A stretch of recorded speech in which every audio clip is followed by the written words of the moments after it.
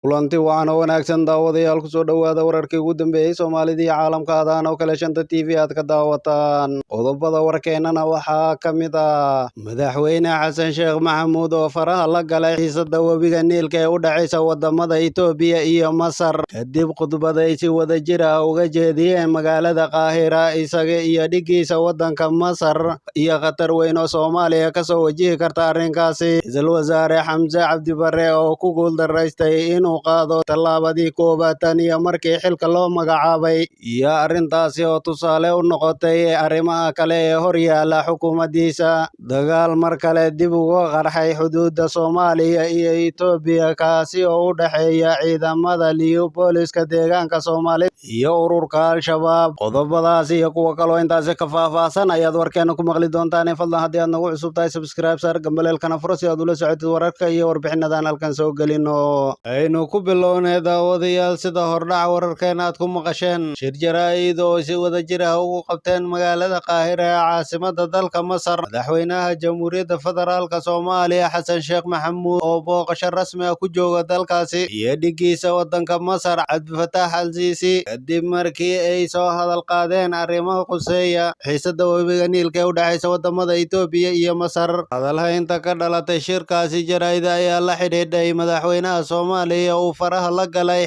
webiga Niilka ee ka dhaxaysa wadamada Itoobiya iyo Masar sanadahana soo jiitamaysay isagoo oo muujiyay inuu la safan yahay dowladda Qaahira uu hadda booqasho ku joogo waxaa inta baraha bulshada ku faafiyey qaar badan oo ka mid ah dadka Soomaaliyeed kuwaasi oo kasoo horjeeday madaxweyne Xasan Sheekh Maxamuud uu shanta la galo xiisada webiga Niilka ee u dhaxaysa wadamada Itoobiya iyo Masar taasi oon ahayn mid isaga qusaysa haddaba waxaynu eegaynaa khudbadii laga jeediyey magaalada Qaahira ee caasimada wadanka Masar iyo nuxurka ku dhex duugan ee la xidhiidha xiisada webiga Niilka ee wadamada Itoobiya iyo Masar madaxweynaha dalka Masar Cabdi Fataax Al-Siisi ayaa waxa uu sheegay in dhigiisa Soomaaliya Xasan Sheekh Maxamuud ay isku afgarteen heshiis dhab ah oo laga gaadho buuxinta iyo ka shaqaynta biyo-xidheenka webiga Niilka ee mara wadamada Itoobiya Suudaan iyo Masar heshiiska ayuu sheegay inay tahay in lagu saleeyo bayaankii golaha ammaanka ee qaramada midoobay kaasi oo soo baxay bishii Sebtembar ee sanadkii 2021 si loo ilaaliyo amniga iyo xasiloonida gobolka madaxweyne Siisi ayaana sidaasi sheegay iyadoo uu garab taagnaa madaxweynaha Soomaaliya Xasan Sheekh Maxamuud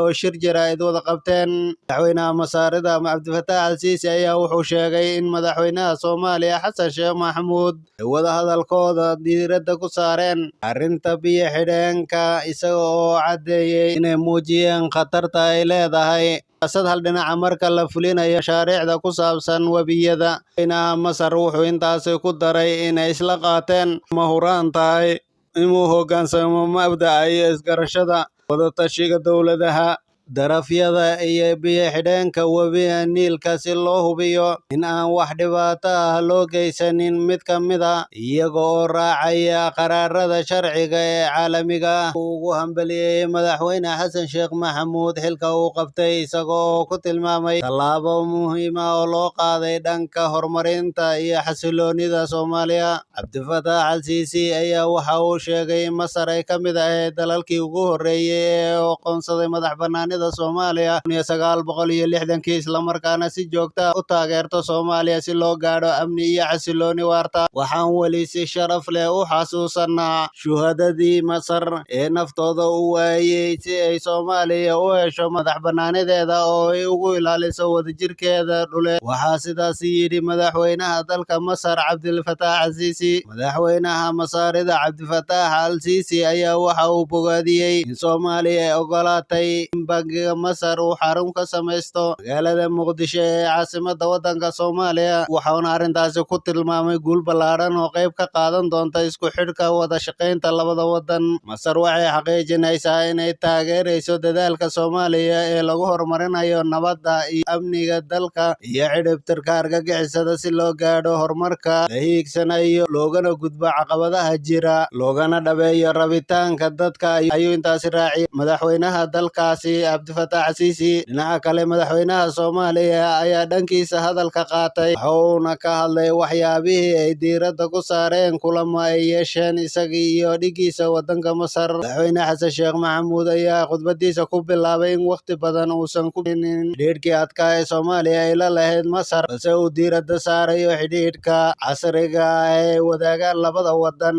Waxaan xilli kasta xasuusanahay halyeygii Kamaaludiin, doorkii uu ka ciyaaray gobonimadeena iyo go'aankii geesinimada ahaa uu qaatay xilli aan u halgamaynay xorriyadda. Dib markii ay Soomaaliya heshay madax-bannaanida, Masar iyo Soomaaliya xidhiidh xooggan ayaa ka dhexeeyay oo dhinac kasta taabanayay, ayuu yidhi madaxweynaha Soomaaliya Xasan Sheekh Maxamuud. Waxa uu intaasi ku daray 30kii sano ee burburkan ku jiray Masar markasta wayna garab taagnayd si ay u xaqiijiso laabashadeena booskii aan ku lahayn fagaarayaasha caalamiga ah, mana jirto xilli maanta ay kaga habboon tahay inaynu xoojinno xidhiidhkeena. Madaxweynaha Soomaaliya wuxuu sheegay in taageerada Soomaaliya ka helayso Masar ay tahay mid gaar ah oo ka sokaysa qalbiga. Waxa uu mahad ku qotanta xidhiidhkeena qadiimiga ah iyo siduu madaxweyne Al-Siisi ka dhawaajiyay taageero gacan ka geysanaysa danaha labadeena dal ee gobolka iyo adduunka intiisa kale. Ka mahad celinaya ayuu yidhi Xasan Sheekh Maxamuud. Madaxweynaha Soomaaliya ayaa ka ballan qaaday in Soomaaliya kaalin weyn ka geysan doonto sidii loo sii xoojin lahaa xidhiidhka iyo mustaqbalka labada qaran. Mar kale waxaan ka mahad celinayaa doorka Masar ee dib u dhiska Soomaaliya. Mudane madaxweyne, adiga iyo dadweynaha Masar waxaan idinka mahad celinayaa taageerada joogtada ah ee ku bixinaysaan dib u dhiska Soomaaliya, ayuu Qaahira ka sheegay madaxweyne Xasan Sheekh Maxamuud. Xidhiidhka Soomaaliya iyo Masar ayaa xumaa intii uu joogay madaxweynihii hore ee Soomaaliya Maxamed Cabdullaahi Farmaajo, kaasi oo dhexdhexaad ka noqday arrimaha biyaha Niilka. Haddaba markaynu soo qaadanno nuxurka khudbadda uu jeediyey madaxweynaha dalka Masar Cabdifataax Al-Siisi ee quseysay biyo xidheenka webiga Niilka, waxaa muuqanaysay in madaxweyne Xasan Sheekh Maxamuud uu ka milmay xiisadaasi islamarkaana uu garab ka saaray wadanka Masar kana hiliyay Itoobiya. Sababtoo ah dadka arrintani ka hadlay waxay soo qaadanayaan in khudbadda uu jeediyey Cabdifataax Al-Siisi uu si cad ugu sheegayay in Xasan Sheekh Maxamuud ay isku afgarteen in aan lagu xadgudbin amniga webiga Niilka lana ilaaliyo wadamada uu isaga gudbo. Arrintaasi si toos ah ayuu u maqlayay Xasan Sheekh Maxamuud wuuna garab taagnaa, mana jawaabin markii uu isagu hadalka haystay Xasan Sheekh Maxamuud. Taasi waxay ka dhigan tahay in waxyaabaha uu ka hadlayay Cabdifataax Al-Siisi ay ahaayeen kuwa xaqiiq ah oo isku raaceen labada wadan.